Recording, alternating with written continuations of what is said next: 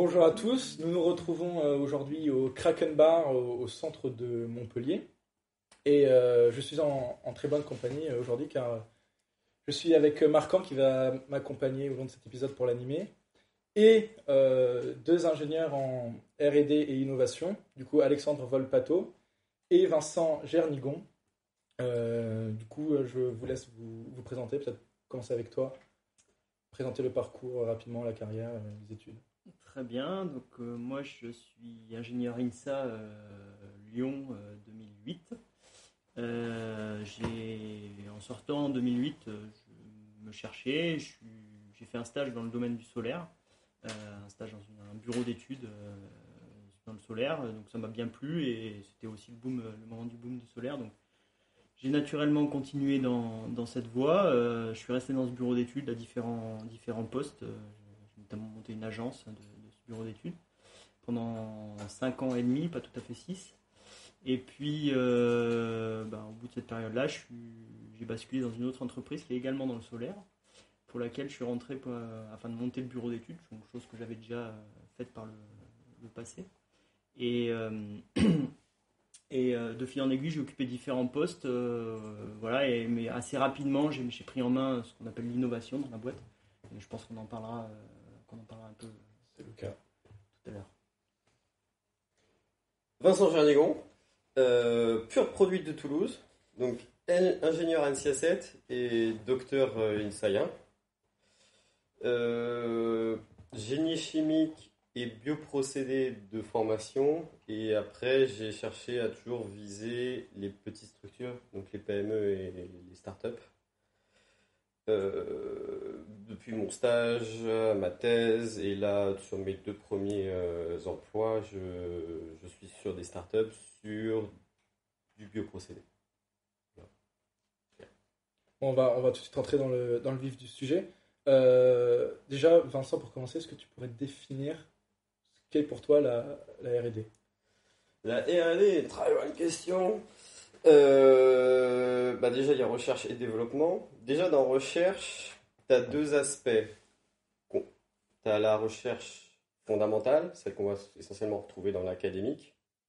Le privé en fait aussi, dans les très grands groupes.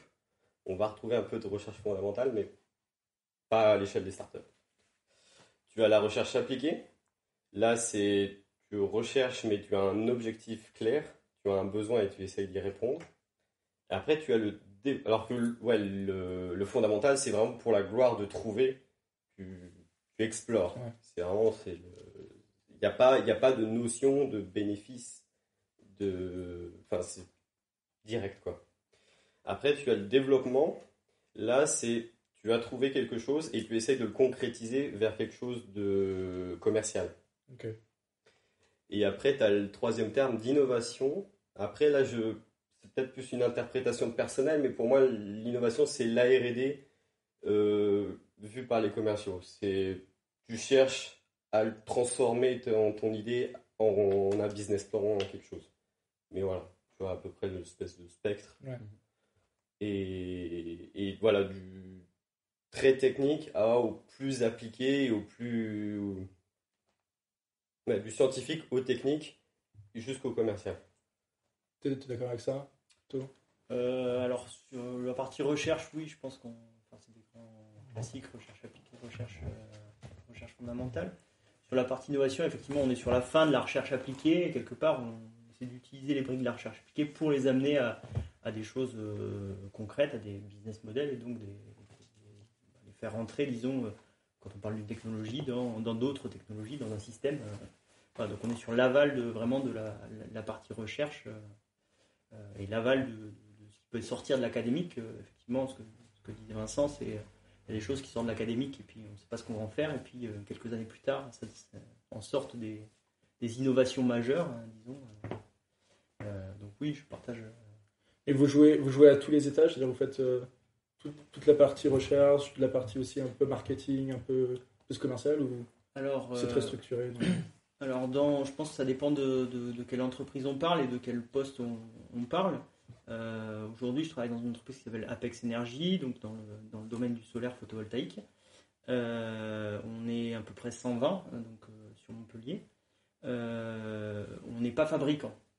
D'accord ? Donc déjà, ça veut dire qu'on ne fabrique pas de panneaux, on ne fabrique pas d'onduleurs, on ne fabrique pas de produits. En revanche, on va assembler toutes ces technologies pour en faire des centrales photovoltaïques qui vont produire de l'électricité. Donc le produit fini, quelque part, pour nous, c'est l'électricité. D'accord ? Donc nous, on est producteur, quelque part, d'énergie. Donc l'idée, ça va être, nous, on ne va pas faire de la recherche sur quelle est une nouvelle technologie de module photovoltaïque, quelle nouvelle technologie électronique qui va permettre d'améliorer les onduleurs. Ça, c'est pas, quelque part, c'est ailleurs dans la chaîne de valeur.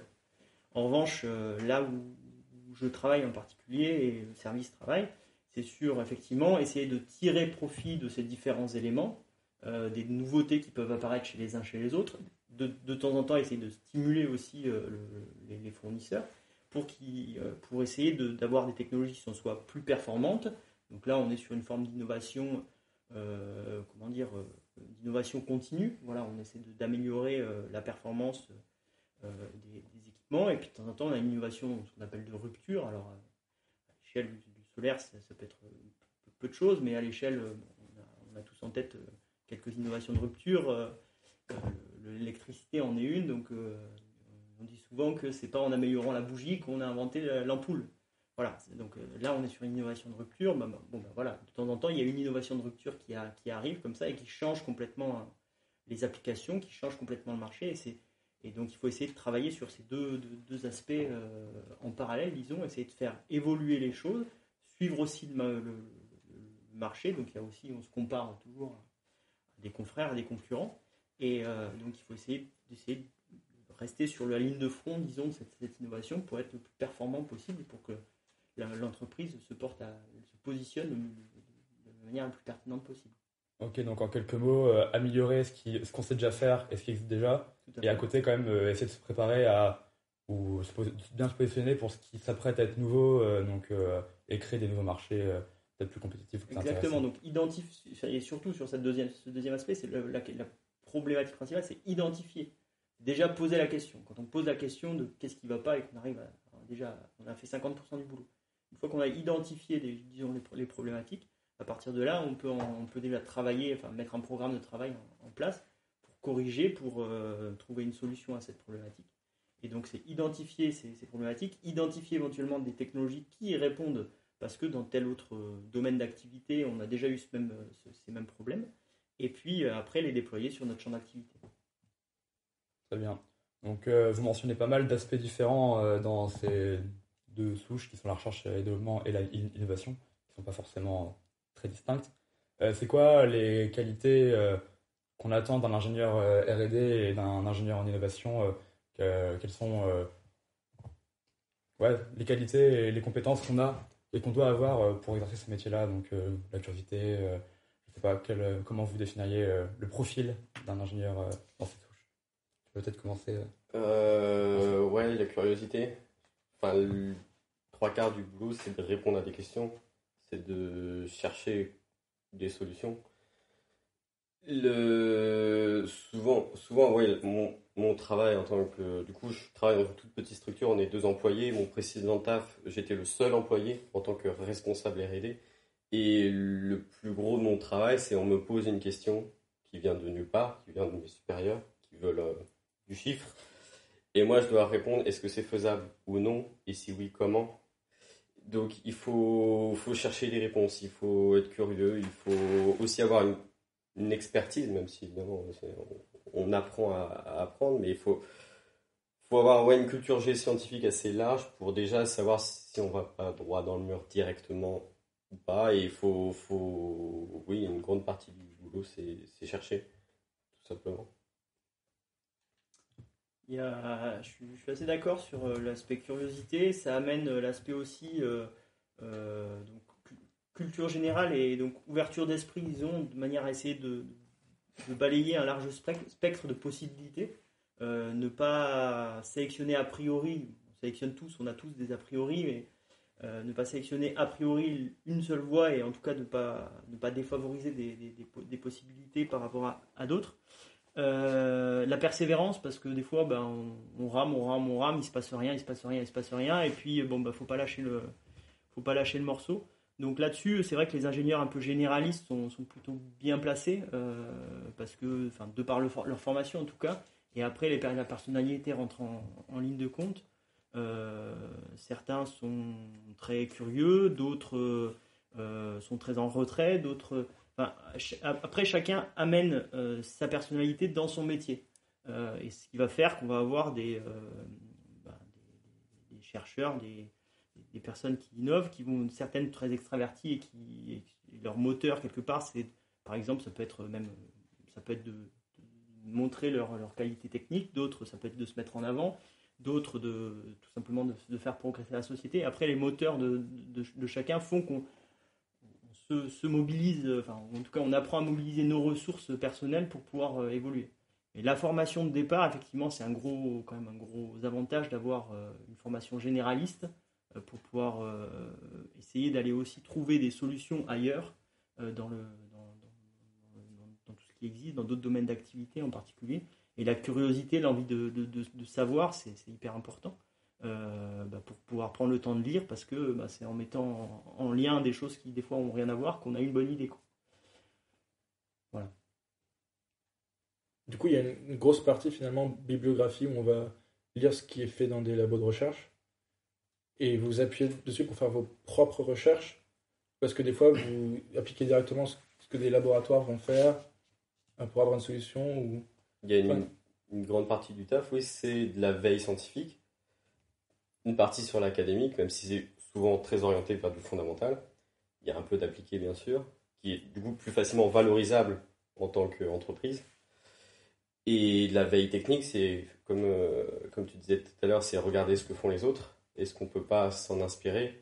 Il y a aussi des réseaux, des groupes de travail sur une même filière à laquelle on peut participer, échanger des idées avec des entreprises consoeurs, peut-être concurrentes, mais on peut au moins s'entraider. Il y a une grande partie, c'est regarder ce qui se fait.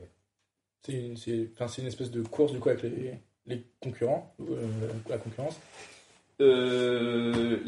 Par exemple, sur mon précédent taf, oui, on savait qu'on n'était pas les seuls et que ça se joue à celui qui ouvre l'usine en premier. Et pour le coup, oui, la stratégie, c'était aucune communication. Donc on n'existe pas. Tu peux rechercher le site internet de mon entreprise précédente, elle n'existe pas. Il n'y a aucune information et le but, c'était de passer sous les radars jusqu'à la première commercialisation. Après, c'est une technique, mais la plupart des startups, du coup, je parle de ce que je connais, ont, c'est vrai, tendance à surcommuniquer pour exister et se faire reconnaître. Okay. C'est une partie de la valorisation de l'entreprise. C'est le fait qu'elle soit connue, ça aide à donner de la valeur à l'entreprise qui, pour l'instant, ne possède rien. Donc, faut sans doute un compromis entre les deux, en vrai. Et toi, du coup, c'est comment les principes sont un peu les mêmes. La veille concurrentielle est effectivement très importante. Chez les startups, c'est vrai que les startups ont besoin de cette visibilité parce qu'elles souvent elles cherchent des fonds aussi pour les différentes étapes de leur développement. Donc, que ce soit au tout début ou un peu plus tard, lorsqu'ils ont une preuve de concept ou des choses comme ça à valoriser, qu'on passe à une phase industrielle, il faut changer d'échelle, il faut arriver à trouver des fonds. Et donc, en fait, elles ont besoin de communiquer pour attirer des investisseurs. Donc, sauf dans le cas où un fondateur de startup a déjà les moyens, ce qui peut être le cas aussi, mais voilà, il y a un moment, il faut passer un cap, et pour passer ce cap, il faut aller chercher quelques billes, et là, il y a besoin de communiquer. Donc ça, c'est vrai que c'est une source d'information assez importante dans nos métiers, je pense.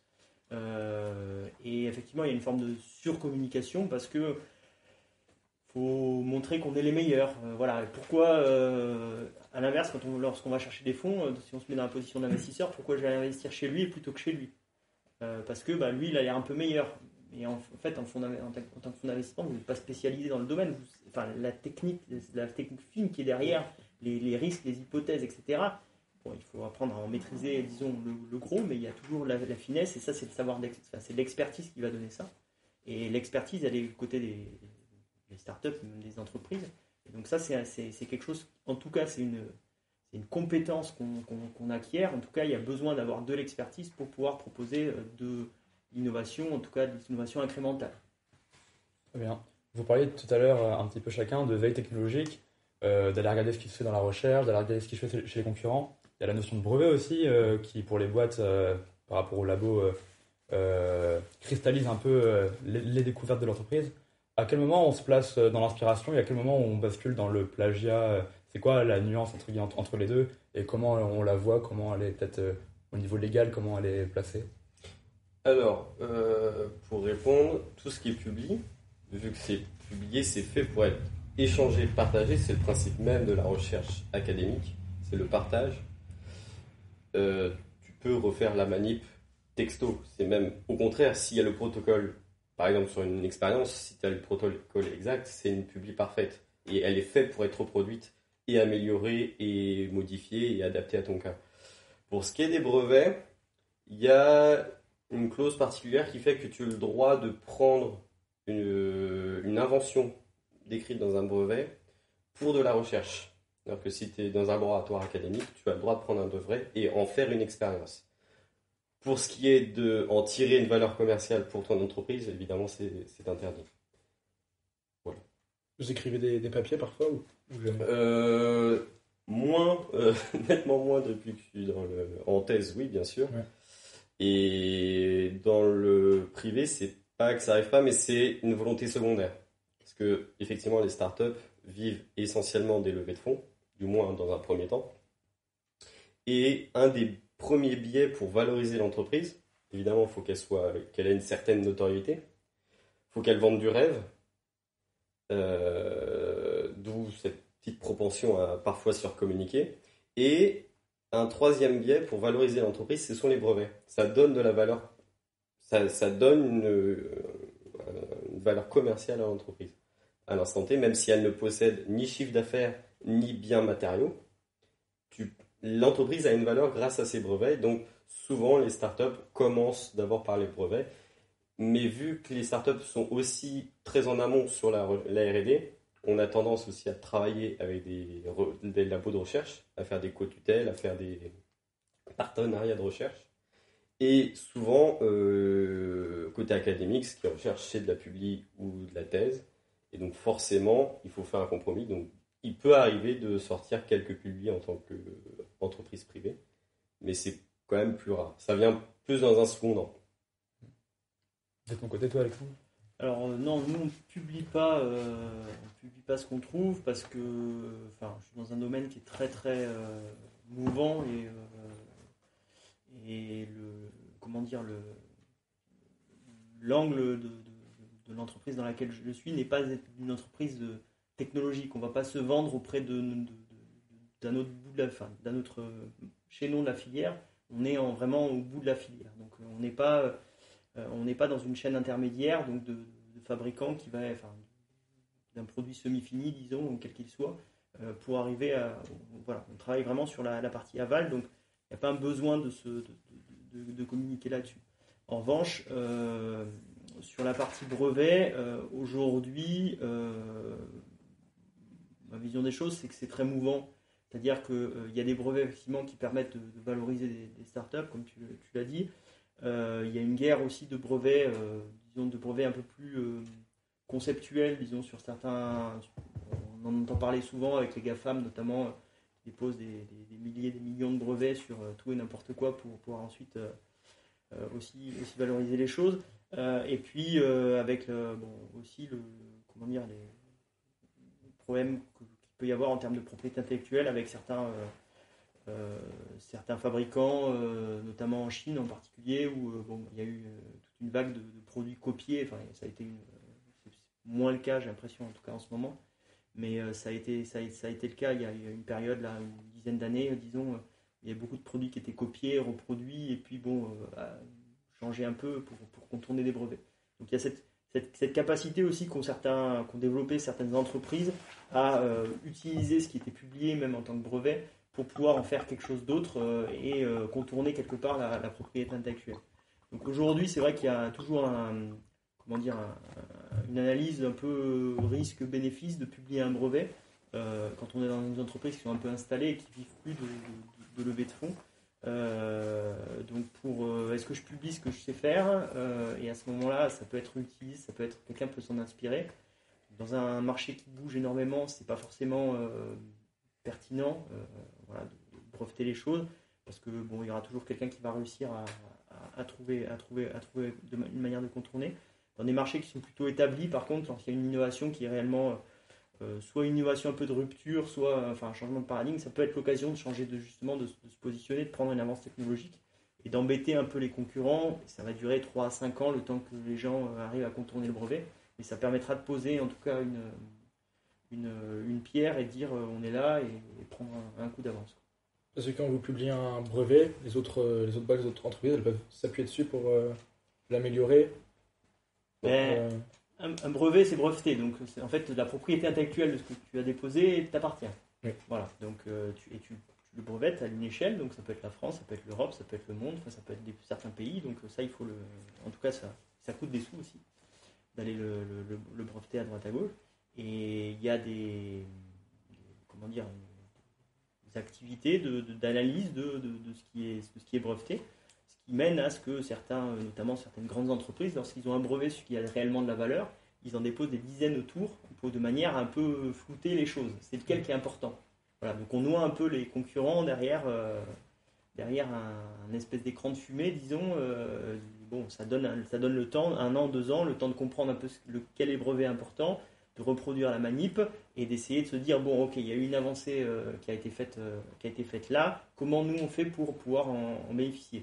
Soit on essaie de négocier commercialement pour pouvoir utiliser le brevet, ça peut être le cas aussi, certaines entreprises monnaient un peu des royalties sur des brevets, soit on essaie de contourner, de trouver une technologie concurrente en améliorant un peu le système, et tout ça c'est aussi c'est un métier, hein, c'est de la propriété intellectuelle, donc il y a des avocats, en tout cas il y a des juristes là-dedans, pour aider à déposer des brevets, pour aider à protéger des brevets et pour faire valoir derrière le brevet.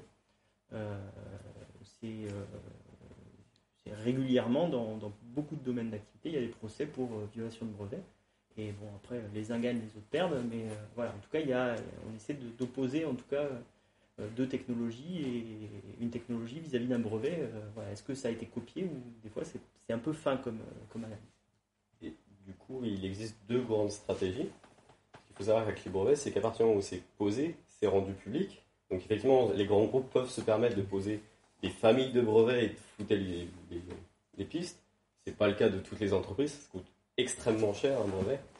Et à partir du moment où c'est rendu public, c'est-à-dire que le concurrent sait ce que vous faites, ce qui n'est pas forcément idéal. Soit il sait comment vous positionnez, il peut réagir, soit essayer d'imiter ou non. Et il y a une deuxième stratégie, c'est le secret. Ça existe aussi. Il y a aussi des entreprises qui font de l'innovation, de la recherche de points, sans jamais la moindre communication. C'est extrêmement compliqué. Ça marche très bien, mais c'est extrêmement compliqué parce que, notamment par exemple, il faut que les employés puissent rester. Si jamais l'employé se barre, change d'entreprise, sa propriété intellectuelle, sa connaissance scientifique se barre avec. Ce qui n'est pas idéal. Mais les 2 stratégies existent et pour le coup, j'ai vu les 2.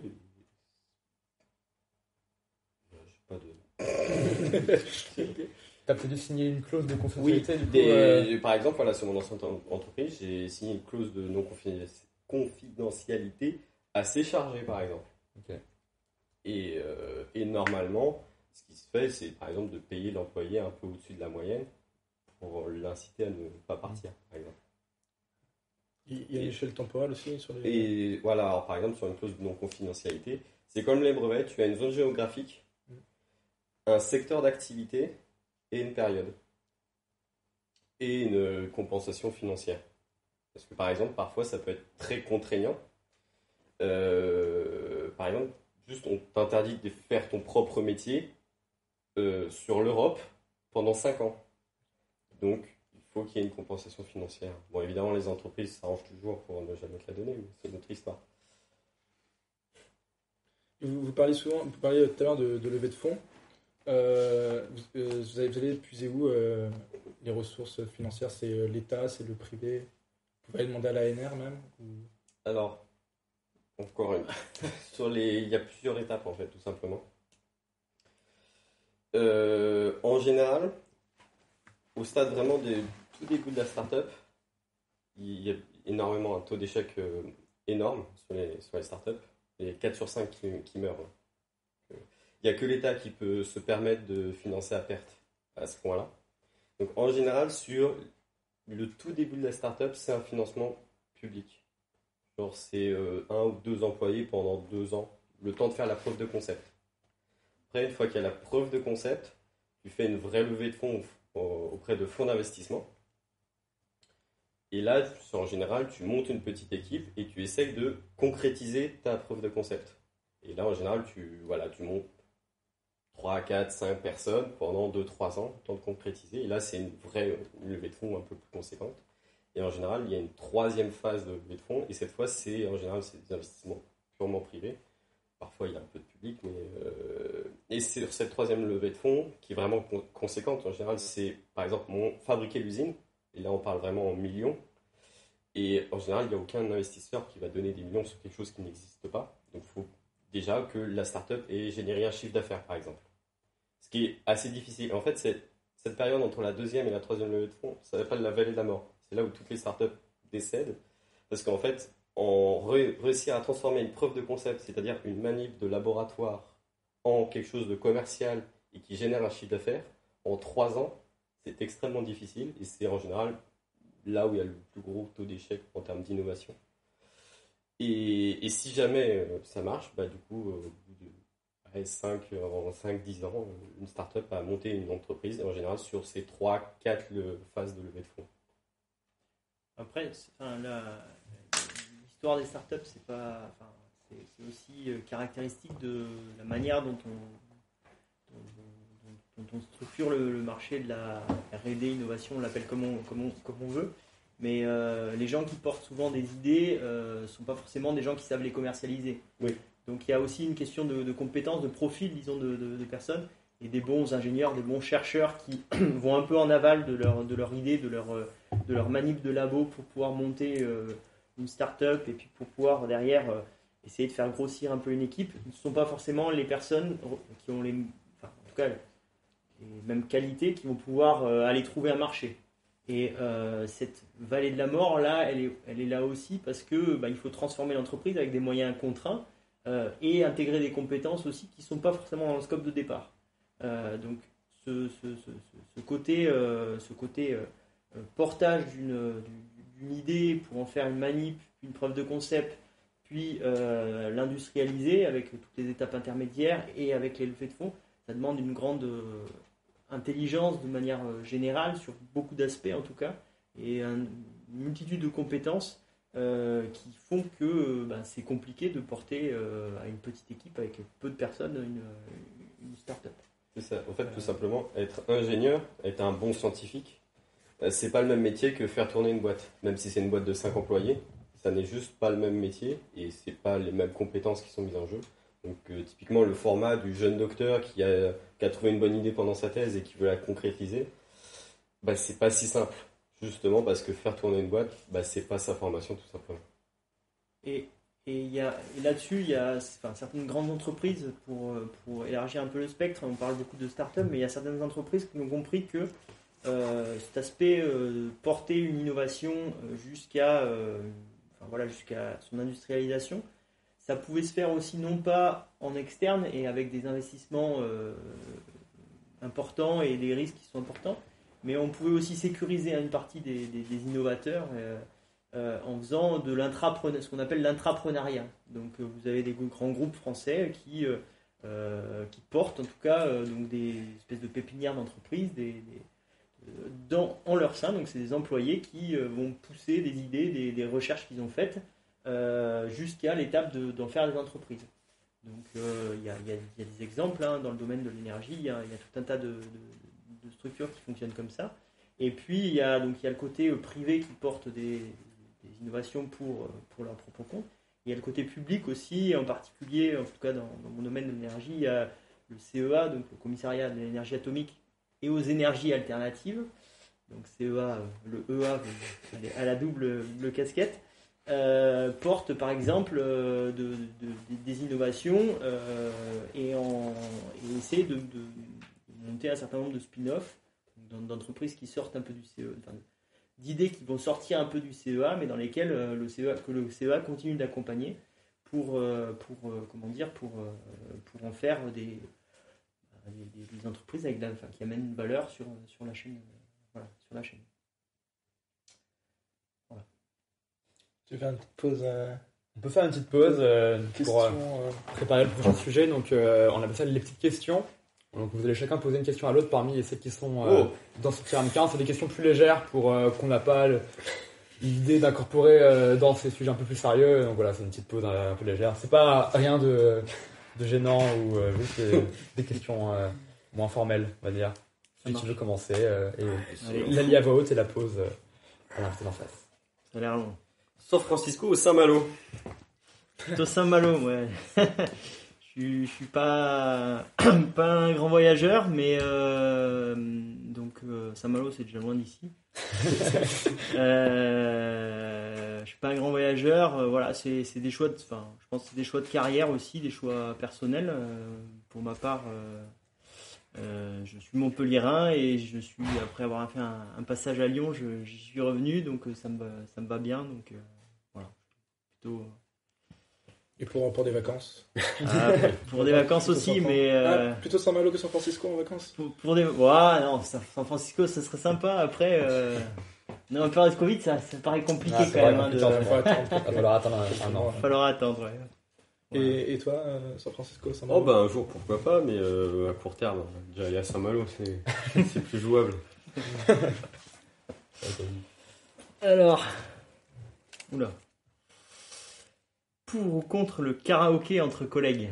Ah non, l'afterwork ouais, mais alors le karaoké. Il y a une limite à pas dépasser dans la fin dans l'amitié entre collègues. Une dignité. Une question On parle de dignité carrément. En ce qui me concerne, ouais, le karaoké sera pas une réussite. Et peut-être dans une petite structure, vous êtes plus potes que collègues. Bah il faut, tu peux pas te permettre d'avoir des mauvaises relations parce que sinon en fait c'est la mort de l'entreprise. Hein. D'ailleurs il y a beaucoup d'entreprises, on retombe dans des sujets sérieux, d'entreprises qui coulent à cause d'une mauvaise entente entre les fondateurs. Ça représente une part vraiment non négligeable des décès de jeunes startups, par exemple. Et bon, voilà, je suis pas dans ce rôle-là, mais en tant que collègue, effectivement, en partir où tu as une équipe de 3, 4, 5, s'il y en a un qui dit pas bonjour le matin, ça va être compliqué. Bon, pour l'instant, ça n'est pas arrivé, mais oui, il faut à tout prix préserver parce que tu es quand même là pour essayer d'amener un projet. Il y a un peu plus que du professionnel, tu es aussi là par conviction, par motivation. Donc t'es pas juste là pour faire ton 8h 17h et avoir ton salaire. T'es là parce que ça te motive, et donc il faut que l'ambiance de travail soit cohérente avec pas juste un métro boulot dodo quoi. Donc effectivement on essaie de travailler un peu le cohésion de groupe. Et si le patron il arrive, il dit aujourd'hui c'est team building, petite séance karaoké. C'est plus compliqué. Toi, à Apex, du coup, ouais, dans un groupe un peu plus gros. Alors, ouais, donc là, Apex Energy, en fait, c'est une filiale, ça a été une filiale d'une grande entreprise du pétrole dans le solaire, la filiale solaire. Et donc, les patrons qui ont repris donc, en 2013 ont cette culture du team building, quelque chose que je ne connaissais pas dans la précédente entreprise. Et effectivement, au départ, on se dit que c'est un peu artificiel, qu'il n'en sort pas forcément. Enfin, voilà, on veut faire des collègues, des amis. En fait, c'est pas ça, c'est aussi des moments de partage ensemble. Et je trouve que c'est. Autant le karaoké, c'est. un peu gros. ça risque d'être compliqué aussi. Il va falloir un peu que la soirée soit bien avancée. Mais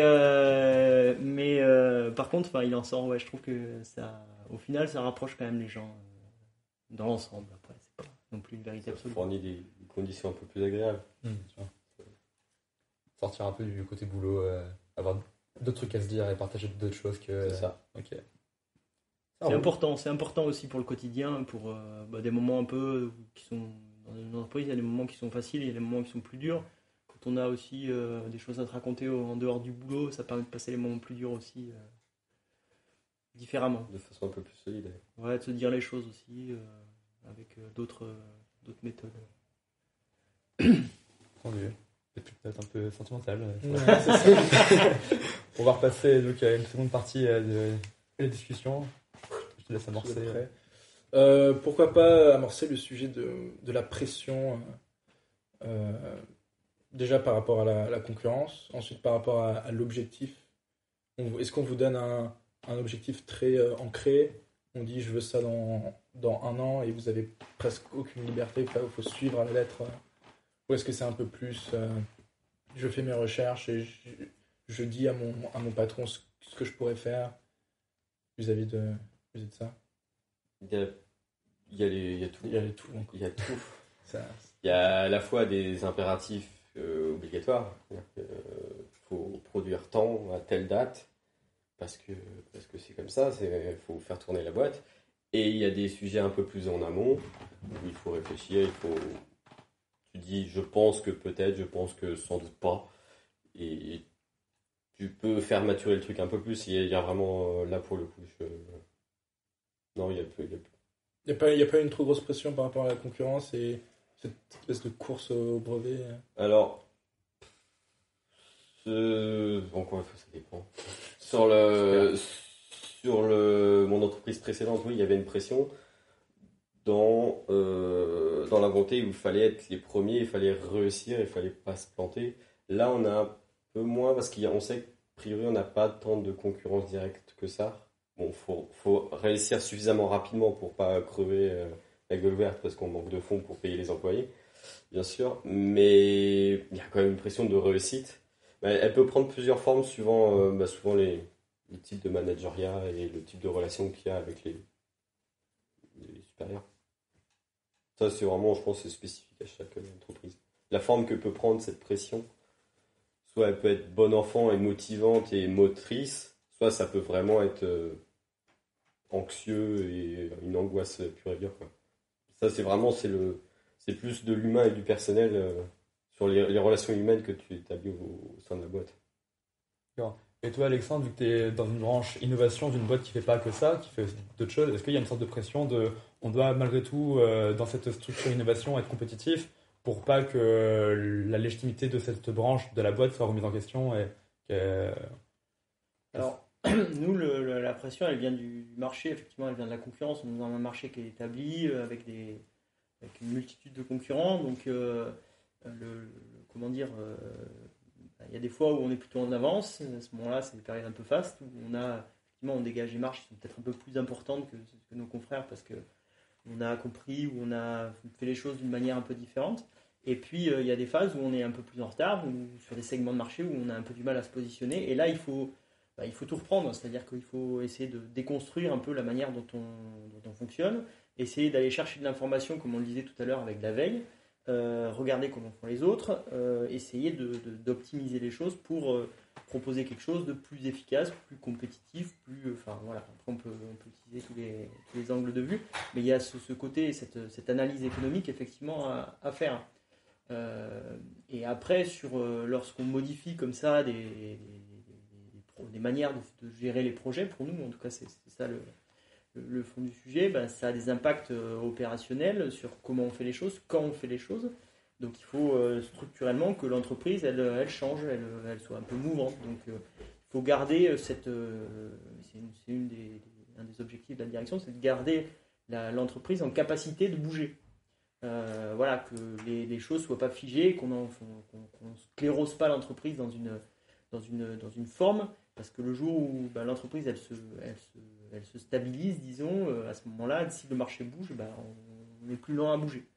Et on a une taille d'entreprise un peu intermédiaire pour laquelle nos concurrents à d'autres tailles s'appellent EDF, s'appellent Engie, s'appellent Total, voilà. Donc nous, on n'est pas du tout à ces tailles-là, on n'a pas du tout des avantages compétitifs qu'ils peuvent avoir en termes de fonds disponibles en particulier. Donc il faut toujours qu'on arrive à se battre avec nos outils, donc être agile, être mouvant, être toujours essayer de coller vraiment à ce qui se fait de mieux, de plus intéressant, pour pouvoir continuer d'avoir notre place, parce que le jour où on ne sait plus faire ça, je pense que l'entreprise elle périclite. Donc c'est vraiment ça, c'est un objectif, mais c'est un objectif général de l'entreprise, c'est pas un objectif propre à un service, ou voilà, c'est c'est aussi une manière de fonctionner de l'entreprise. Et après, donc l'innovation, on a beaucoup parlé d'innovation de projet, de sortir un projet ou un produit, disons, mais l'innovation, ça peut être aussi des manières de faire, en tout cas dans une entreprise, dans une structure, de faire fonctionner les gens ensemble. Ça peut être, des systèmes de retour d'expérience, ça peut être... Voilà, la source de l'innovation, elle peut être vraiment multiple, elle peut être externe, elle peut être interne, elle peut être organisationnelle, elle peut être technique. Donc il faut essayer vraiment d'avoir, elle peut être commerciale, tu en as parlé tout à l'heure, il faut vraiment essayer d'avoir une vue complète de l'environnement dans lequel on est pour pouvoir essayer de trouver toutes les ficelles qu'on peut tirer et essayer de faire en sorte que l'entreprise soit la plus compétitive possible. Et un peu en avance, voilà, ça peut être sur de la diversification aussi.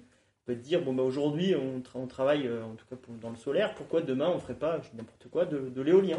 Voilà. Est-ce qu'il y a de la synergie entre les deux? Qu'est-ce que le solaire pourrait amener à l'éolien? Qu'est-ce que l'éolien pourrait amener au solaire? Bon, c'est peut-être pas le bon exemple, l'éolien, mais il y a peut-être des passerelles comme ça à créer. Voilà. Et ça, si on le fait, est-ce qu'on le fait nous-mêmes? Est-ce qu'on va chercher des partenaires? Parce qu'on n'a pas parlé de partenariat, mais c'est aussi des choses qui sont très intéressantes, qui peuvent être aussi très riches en termes de production intellectuelle.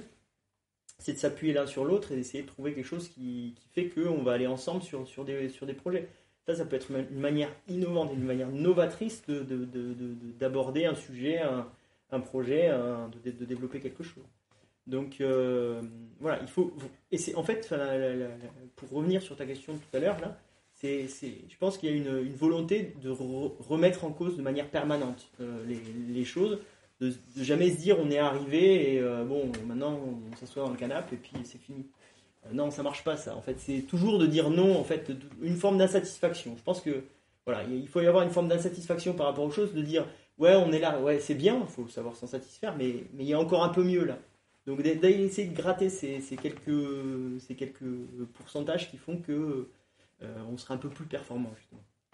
Du coup, quand vous avez un objectif, et une fois que vous trouvez une solution, vous cherchez à toujours améliorer cette solution, il faut chercher d'autres solutions, même totalement opposées. Il faut faire vivre les choses, ouais. Il faut faire vivre les idées, il faut faire vivre les manières de faire. Il faut aussi comprendre pourquoi telle chose a marché, pourquoi telle autre ne l'a pas fait. Donc, c'est toujours être dans l'analyse aussi. Dans l'analyse de ce qu'on fait, ça on le fait et on le fait bien. Ça on le fait et j'ai vu quelqu'un qui le faisait différemment et mieux peut-être. En tout cas, le différent, ça permet de comparer. Il y a peut-être des choses qui sont bien chez lui, des choses qui sont bien chez nous, le rendu est à peu près le même. Comment on fait pour essayer de mettre en commun les différents atouts? Donc oui, il y a le fait de porter une idée, il y a le fait de porter une idée aussi de manière concrète. Nous, on est très appliqué, on est très aval, vraiment au bout de la chaîne. Donc les idées très conceptuelles qui vont donner lieu à de la théorie, etc.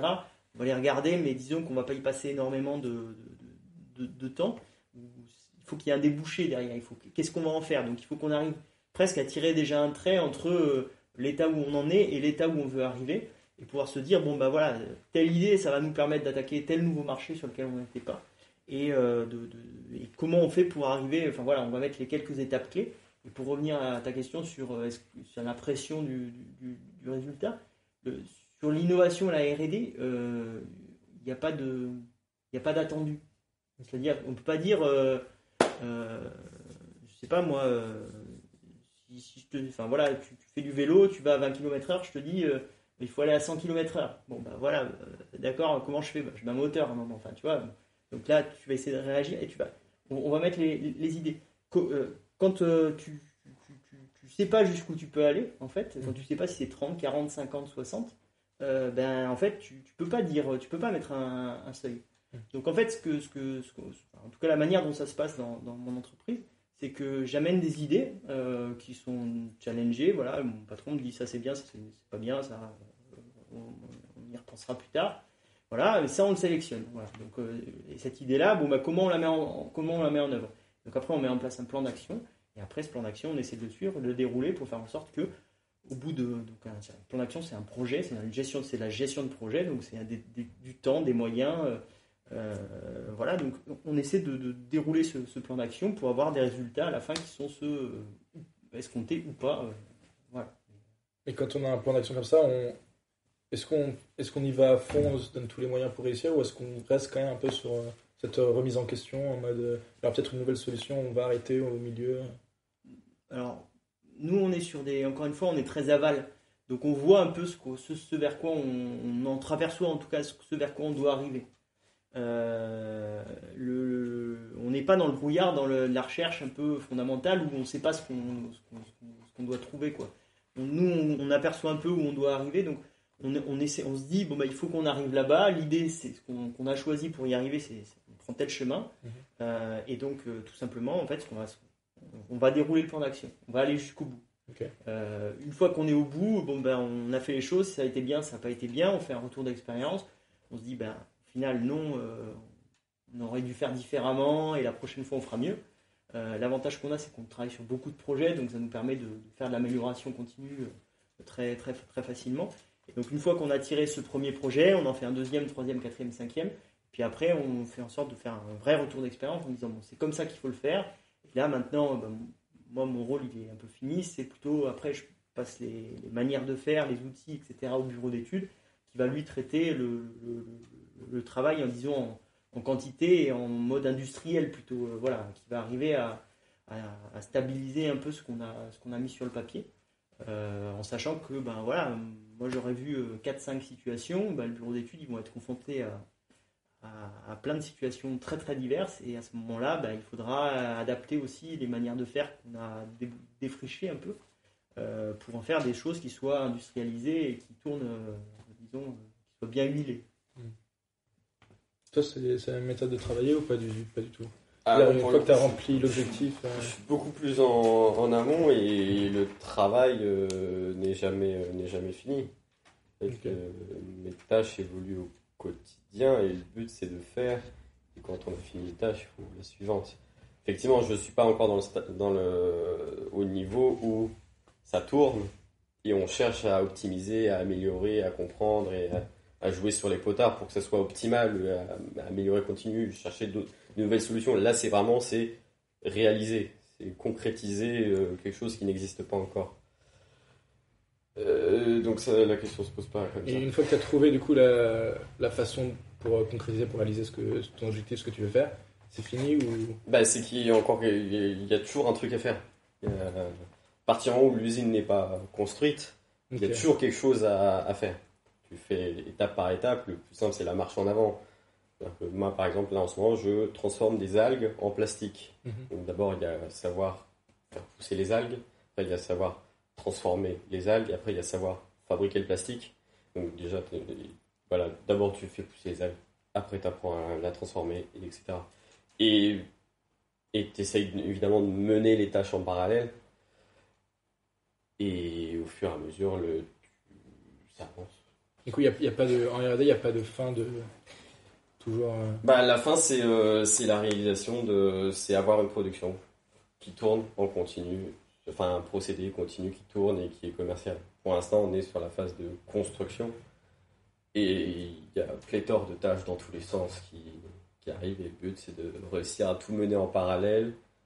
Souvent, pour réaliser quelque chose, tu as besoin de la donnée d'une autre et inversement.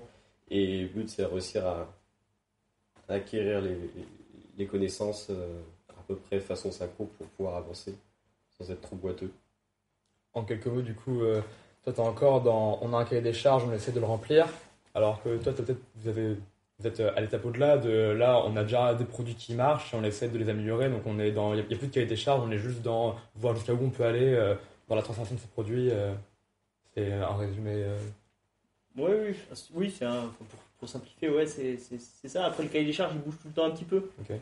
Parce que Apple ne fait pas les mêmes iPhones qu'il faisait au tout début. Voilà, donc le cahier des charges, il bouge toujours un petit peu parce qu'il y a des nouvelles fonctionnalités. Les gens demandent en tout cas pour Apple, les gens demandent des choses un peu différentes. En tout cas, dans le solaire, c'est la même chose. Au départ, on avait certaines contraintes. Maintenant, on essaie de faire des contraintes. Enfin, on a des contraintes différentes.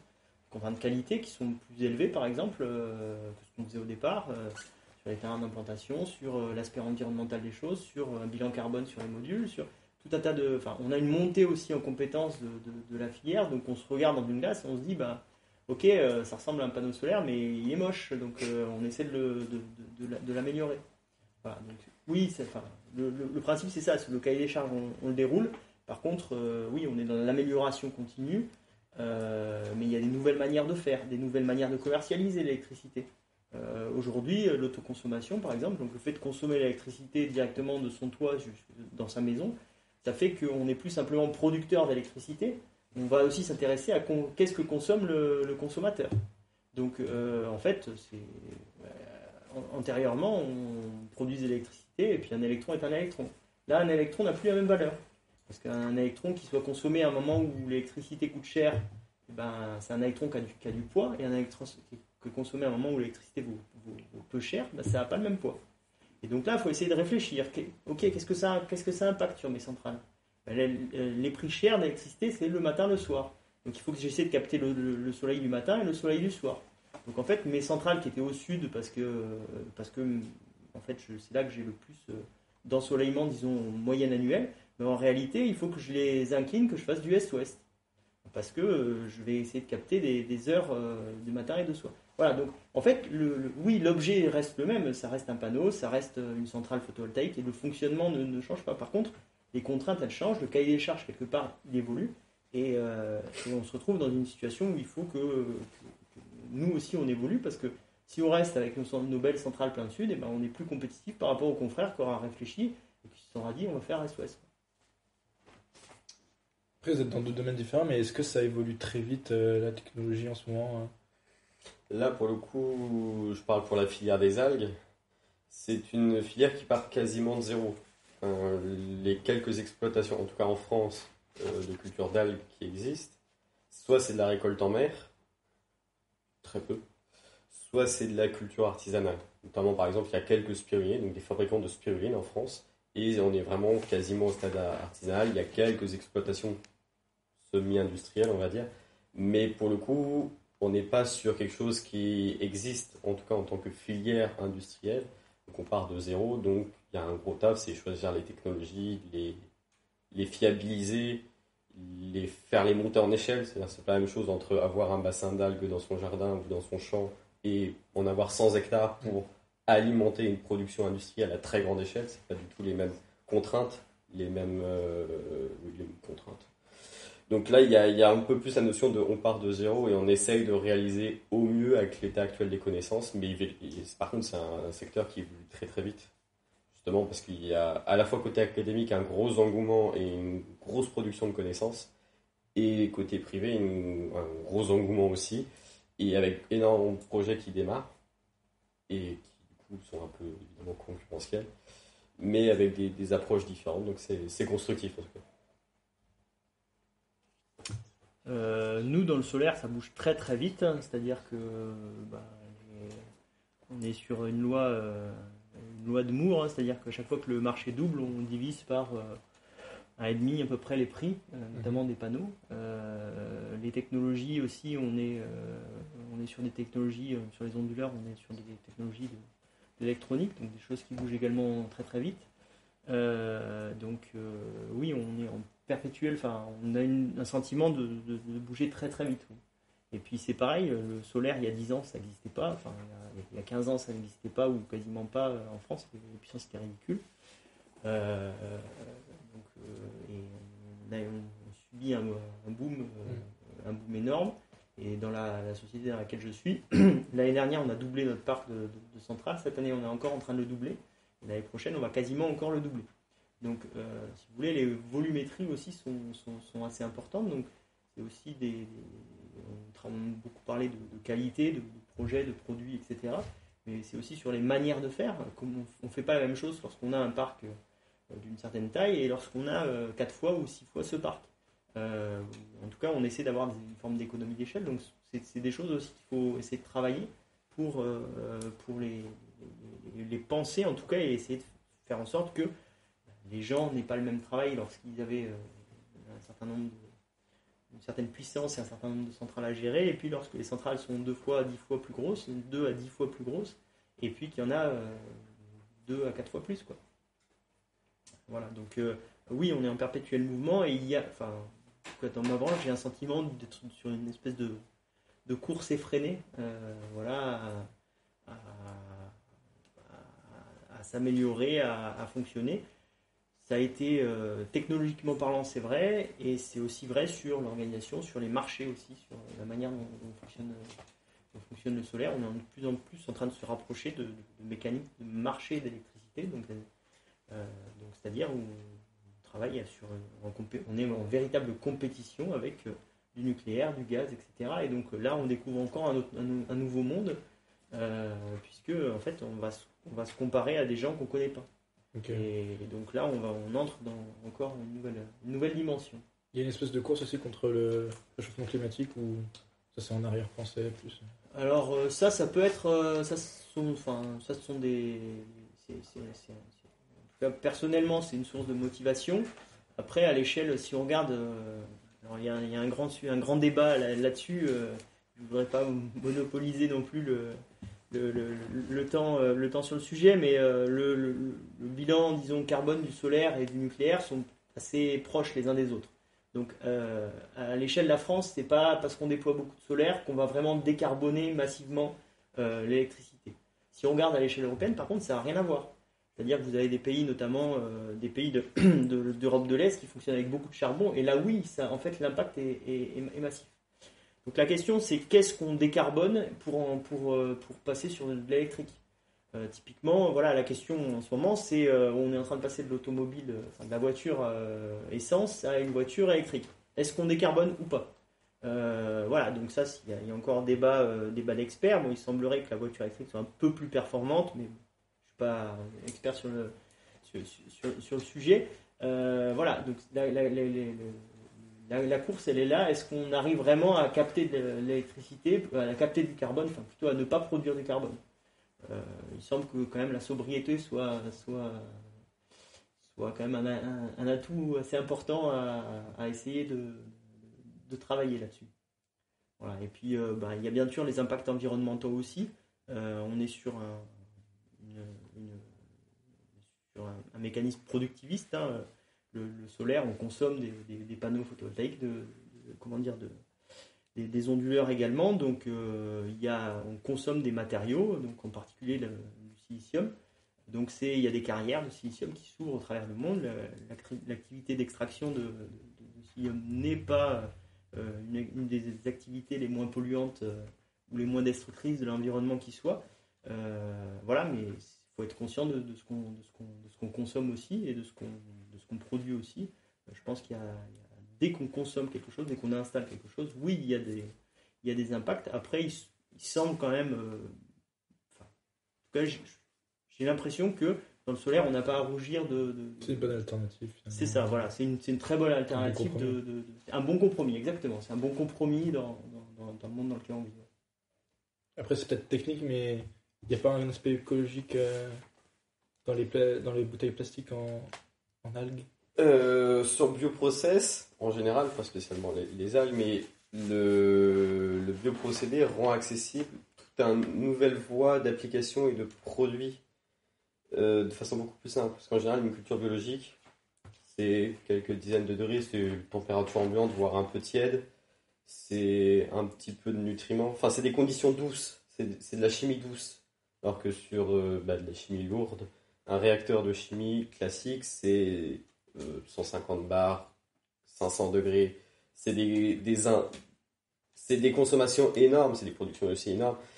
Et dompter ces petites bactéries, ces petites algues pour en fabriquer directement une molécule à très haute valeur ajoutée, c'est une voie qui peut, dans certains cas, pas systématiquement, c'est pas la panacée, mais ça peut répondre à certaines applications de façon très, très précise et très efficace.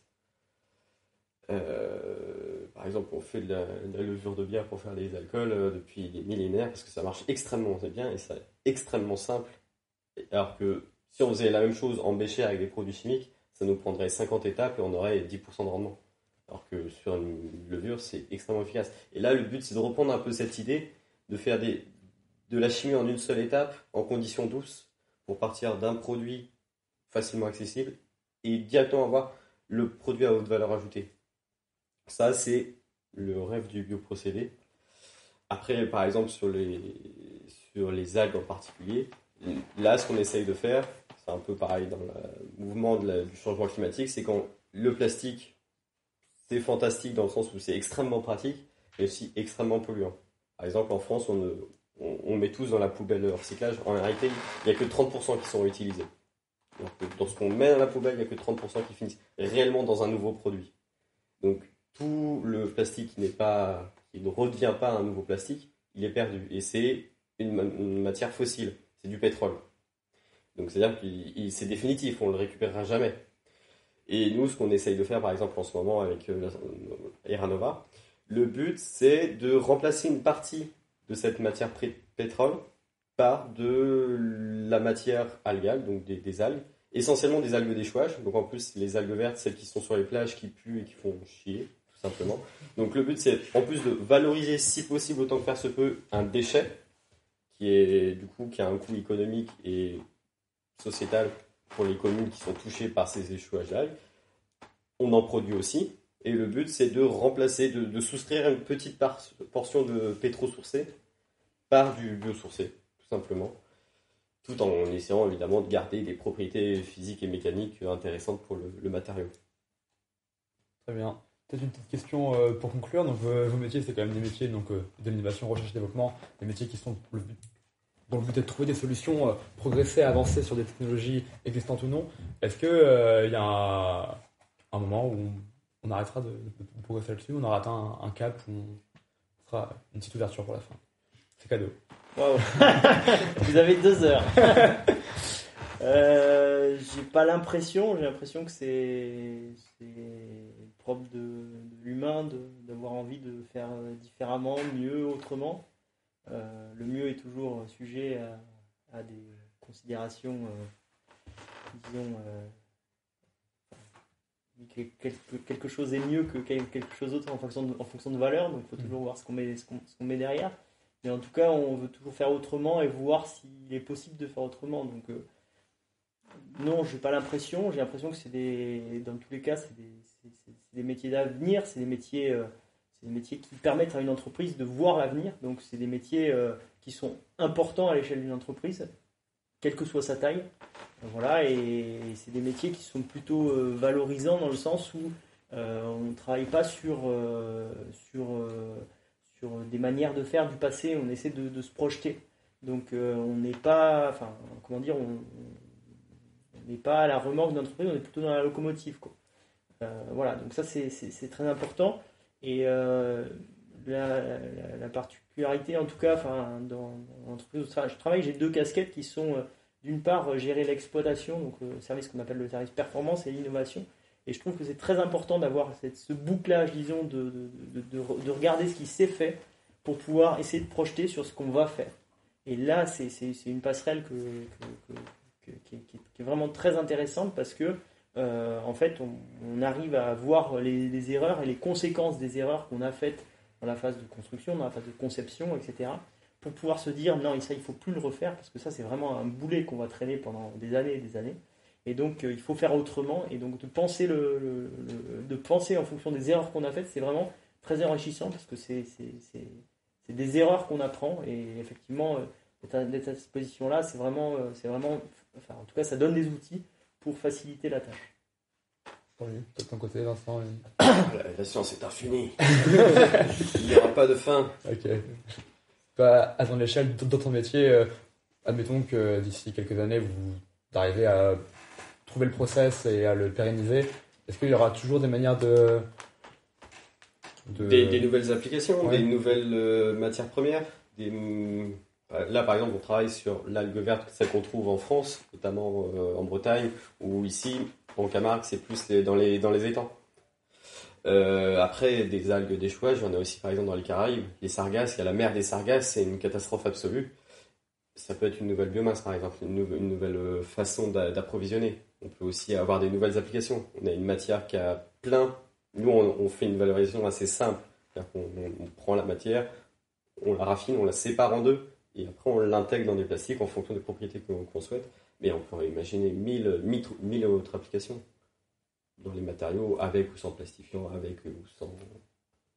Non, c'est beaucoup trop vaste. Alors, A priori, pas de borne à l'innovation. Ça marche. Bon, je pense que c'est la fin de cette discussion. Merci à tous d'être venus. Merci.